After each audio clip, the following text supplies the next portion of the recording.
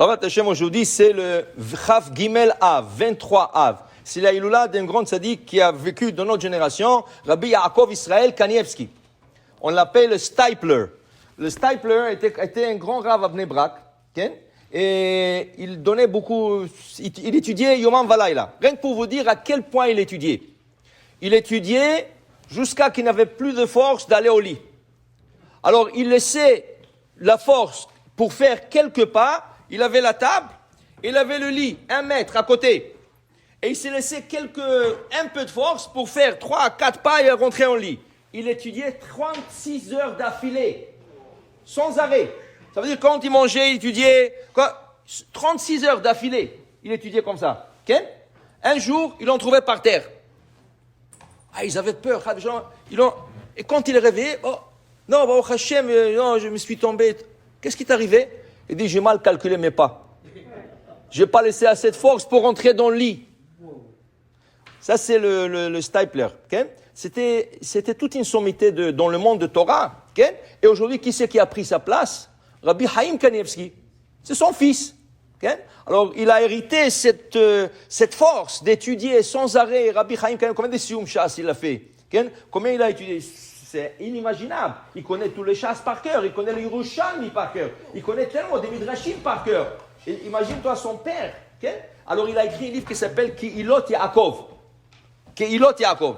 Et lui, les gens voulaient l'aider pour acheter le livre, pour lui supporter. Il ne voulait pas rien que donner, il voulait supporter. Quand quelqu'un venait acheter le livre, il dit, est-ce que tu vas lire dedans?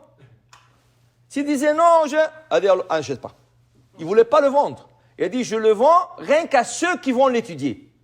Okay?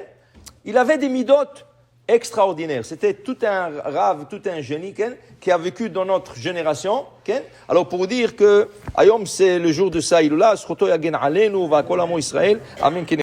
Alors une autre petite histoire sur le Rav Rabbi Yaakov Israël Kanievski. Cette histoire va nous apprendre aussi une halakha. Lui, il a été sommonné dans l'armée en Russie. Okay?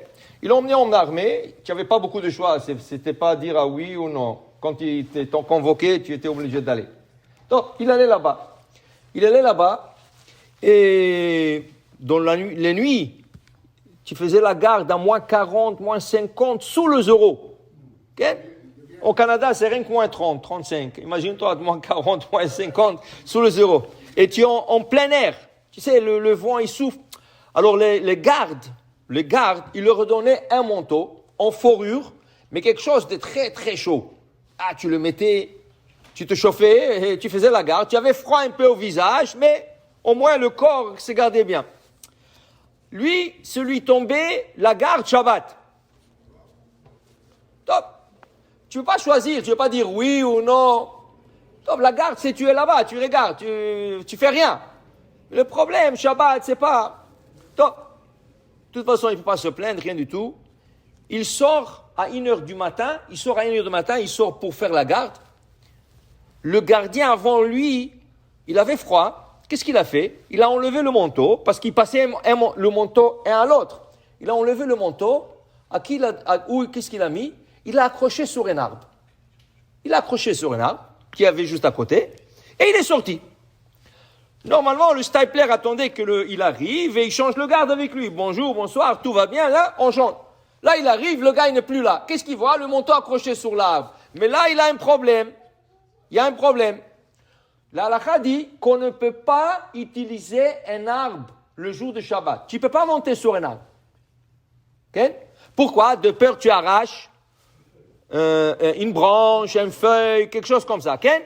Mais non, s'il y a quelque chose accroché sur l'arbre, tu ne peux pas l'enlever, de peur que tu arraches. Alors on dit, ouais, qu'est-ce que j'ai fait? Qu'est-ce que j'ai fait maintenant avec ça? Comment je vais enlever le manteau?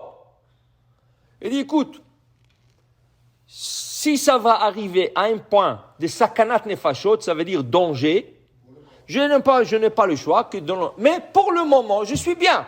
Je viens de la maison, je suis encore chaud, mais il fait moins 40 d'or. Hein. Il dit, je suis encore bien. Il dit, je vais penser à une Dvar Torah. Continuer à garder dans le chaud, dans l'esprit, comme ça, et je vois à quel point je peux aller. Il a commencé à penser, Et voilà, il regarde sa montre. 1 heure est passée, il est encore bien. Il est encore bien. Il dit, waouh. Alors il a plongé encore dans une autre Sugia, dans un autre passage de Gemara. Il pensait, voilà, cette question, et tout par cœur. Il regarde sa montre, encore 1 heure est passée, il est encore bien. Il dit, waouh, je vais plonger encore dans un autre passage. Il a plongé, imaginez-vous, il a plongé d'une chose à une autre, d'une chose à une autre. Il est resté toute la nuit, son manteau, à moins 40. Et là, il est rentré, pour ne pas profaner le Shabbat. Quel hirat shamaim, quelle crainte de ciel tu dois avoir. Et une personne va dire, non, je vais attraper froid, et tu peux mourir, et tu sais, là-bas dans l'armée. Lui, il a dit Shabbat, d'abord Shabbat. Ça, c'est une chose. La deuxième chose, on lui a demandé de faire quelque chose Shabbat à l'armée. Là, il ne voulait plus, parce qu'il fallait vraiment profaner le Shabbat. Alors, il a dit à son général, ça, je ne le fais pas. L'histoire du manteau, il s'est arrangé. Mais l'autre chose qu'on lui a dit de faire, il s'agissait de quelque chose, de profaner le Shabbat, et dit, ça, je ne peux pas faire. Le général lui a dit, moi, je te donne l'ordre, tu vas le faire. Il dit, moi, je ne vais pas le faire. Il dit, tu me dis ça? Il dit, oui, je te dis ça. Alors, il l'a emmené en grand général. Il dit, regarde, qu'est-ce que tu es en train de me dire? Il m'a dit qu'il ne va pas le faire. Alors, l'autre, il rigolait. Il dit, tu es sérieux? Il dit, oui. Shabbat, c'est Shabbat, je rigole pas. Il dit oui. Il dit, ok, je vais t'exempter. Comme ça, il lui dit, je vais t'exempter. Mais il faut que tu passes une épreuve. Si le Shabbat, c'est vraiment important pour toi, il dit, n'importe quelle épreuve, je vais la faire. Il dit, oui.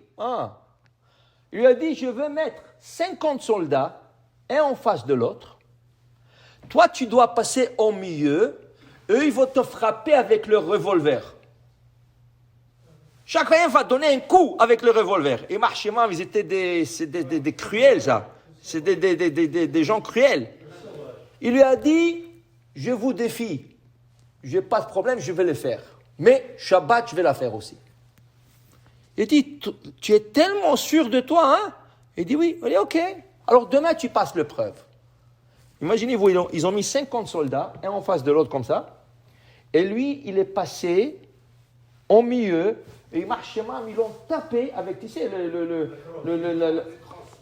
le trosse de revolver en bois là, solide ou en métal. Et ils l'ont tapé. Et lui, il est passé. Sûr qu'il a essayé de passer vite, mais ils l'ont tapé sur la tête, sur le dos, sur partout. Il est sorti. Il a dit, mais le pauvre, ils l'ont massacré. Mais l'autre, il lui a dit, écoute, je ne vais rien te faire. Maintenant que tu as passé ça, mais il a souffert. Pourquoi? Il a perdu un peu de son oui. Okay? Mais il a dit, pour le Shabbat, ça vaut la peine. Quel hirat shama il avait? Il avait la crainte du ciel pour le Shabbat, pour n'importe quoi. Okay? Pour n'importe quoi, pour le Shabbat, pour le mitzvot. Il était prêt à tout faire pour ne pas has veshalom profaner ni le Shabbat, ni la Torah, ni... Alors ça veut dire, regarde, alors, il est devenu un des plus grands sommités dans le judaïsme, que les gens allaient chez lui, les gens allaient pour des consultations, pour une bracha. Son fils, Rabbi Haim Kanevski, il y a tellement de gens qui vont chez lui aussi, il y a tellement de gens. Regarde, rien que si tu dis à quelqu'un, que Hachem te bénisse, toi, ta femme, tes enfants, c'est déjà 30 secondes, 1 minute. Imagine-toi, les gens font la queue. Alors, son fils, il a pris maintenant un système. Il dit, bois. Bois. Ah, c'est bois. Bois. Qu'est-ce que c'est bois? Bois, c'est bête, vav, he. Bête, vav, he. Bête, c'est beracha, ve'atzlacha. Beracha, ve'atzlacha. Il te dit ça, tu garantis avoir une bracha de lui. Ça veut dire, sa bracha marche. Alors, on m'a raconté une fois, il est venu de Mexique, chez le Rav Chaim Kanievski. Et il lui a dit, bois. L'autre, il regarde, il lui a dit, mais rabbin, il dit, bois. Alors, il dit, qu'est-ce que c'est ça? Alors, il ne voulait pas sortir. Et le gamin, il dit, allô, il y a plein de gens qui attendent dehors, passe. Il dit, non, il ne m'a pas donné la bracha. Il dit, il t'a dit, bois. Il dit, mais c'est bois. Il dit c'est la bracha. Il ne voulait pas quitter jusqu'à qu'on lui a expliqué c'est bois, c'est bracha, vatzlacha. Il dit mais c'est tout. Il dit c'est tout. Ce bois, tu vas bois avoir de la bracha.